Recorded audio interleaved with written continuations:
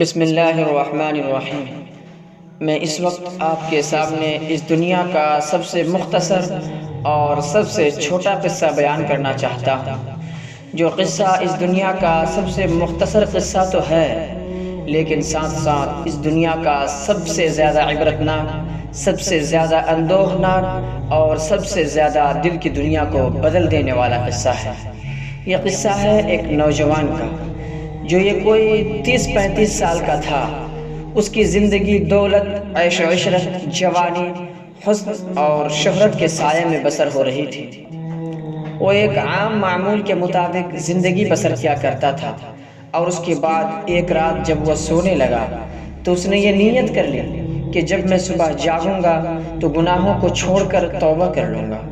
اس نے یہ پختہ ارادہ کر لیا کہ اب کل صبح سے میری زندگی بدل جائے گی، اب میں توبہ کر کے ایک اچھی زندگی بسر کروں گا۔ لیکن جب وہ سویا تو پھر وہ جاگ ہی نہیں سکا، یعنی نیند میں ہی اس کی موت آ گئی اور یہ قصہ ختم ہوا۔ آپ ذرا سوچئے کہ یہ قصہ کس قدر عبرتناک ہے کہ ایک شخص جو ابھی جوانی کے اندر تھا، جس نے یہ نیت بھی کر لی تھی کہ جب میں صبح جاگوں گا تو میں توبہ کر لوں گا، لیکن اسے کیا خبر تھی کہ وہ سو رہا ہے تو ہمیشہ کی نیند سو رہا ہے۔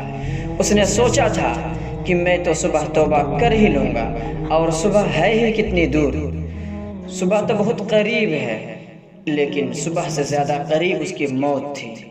وہ سوچ رہا تھا کہ لوگ صبح میرے توبہ کی خبر سنیں گے، لیکن یہ کیا کہ لوگ تو ایک دوسرے کو اس کی موت کی خبر سنا رہے ہیں۔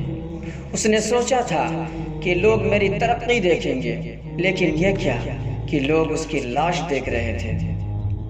اس نے سوچا تھا کہ لوگ میری نیکیوں کو ہاتھوں ہاتھ لیں گے، لیکن یہ کیا کہ لوگ اپنے کندھوں پر اس کا جنازہ اٹھا رہے تھے۔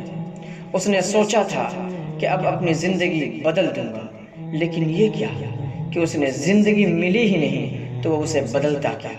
اس نے سوچا تھا کہ ابھی تو بہت عمر باقی ہے، ابھی تو وقت ہے، ابھی تو مہلت ہے، صبح ہی توبہ کر لیں گے، لیکن یہ کیا؟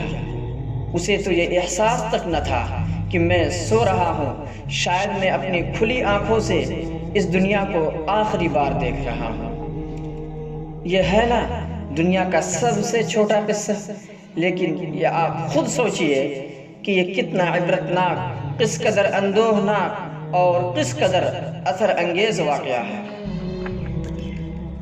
میں یہی سوچ رہا ہوں کہ مجھے یہی لگ رہا ہے کہ کہیں ایسا نہ ہو کہ ہم یا آپ اس مختصر کہانی کے کردار بن جائیں۔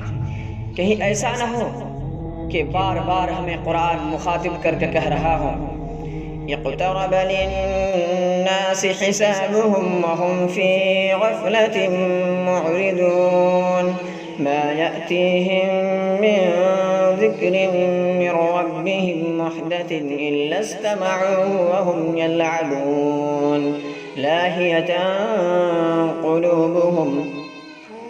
لوگوں کے حساب کا وقت قریب آ چکا ہے، تب بھی وہ بے توجہی کے ساتھ منہ پھیرے ہوئے ہیں۔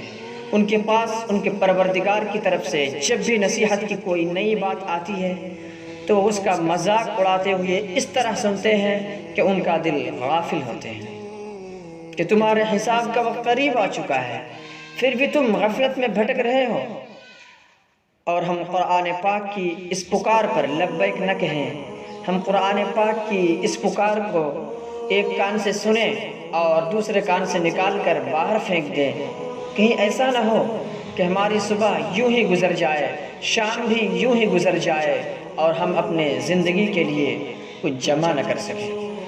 ایسا نہ ہو کہ ہم سوئے اور وہ آخری رات ہو، اور پھر صبح قیامت میں جاگے تو ایسا لگے کہ یہ تو کوئی 1 گھڑی 2 گھڑی کی بات تھی، دنیا کی زندگی ہم نے برباد کر دی، اور اس وقت اپنے ہاتھوں کو بھی ہم چبا لیں گے تو افسوس سے کوئی فائدہ نہ ہوگا۔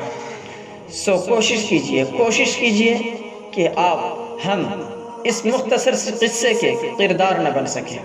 کوشش کیجئے کہ ہم رات میں جب سوئیں تو یہ نیت کر کے نہ سوئیں کہ صبح توبہ کر لیں گے، بلکہ رات ہی ہم توبہ کر کے سوئیں، تاکہ اگر ہماری صبح نہ بھی ہو تب بھی ہمیں کوئی فرق نہ پڑے۔